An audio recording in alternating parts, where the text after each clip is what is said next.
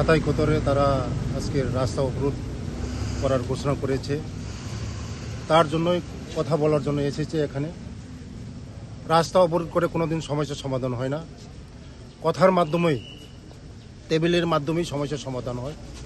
তাদের যে সমস্যাগুলি আমি বলেছি কল্পজয়কে যে আগামী 21 তারিখ আমার সঙ্গে অফিসে বসে তাদের সঙ্গে আমি তাদের যে সমস্যাগুলি আমি দেখব, তাদের যে কেস আরও অন্যান্য বিভিন্ন যে সুযোগ সুবিধাগুলি কী সুযোগ সুযোগগুলি যে দেওয়া হবে তাদের সঙ্গে কথা বলেই যে তাদের যে সমস্যাগুলি সমাধান করা হবে। কোনোদিন রাস্তা অবরোধ করে কোনোদিন সমস্যার সমাধান হয় না।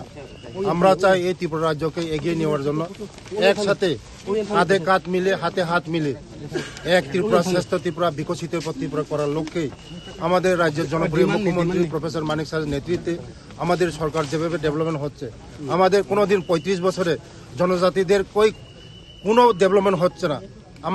আমাদের সরকার আসার পরে ট্রাইবেলদের সব কিছু হচ্ছে, শিক্ষা দীক্ষা কোন, রাস্তা কোন, পানীয় জলে বলুন, ঘর বলুন, সব কিছু হচ্ছে। তাদের যে সমস্যাগুলো আমি দেখব, তার জন্য আমি তাদের সঙ্গে দেখা করার জন্য এসেছি। আমাদের রাজ্যের জনপ্রিয় মুখ্যমন্ত্রীর নির্দেশে আমি এসেছি।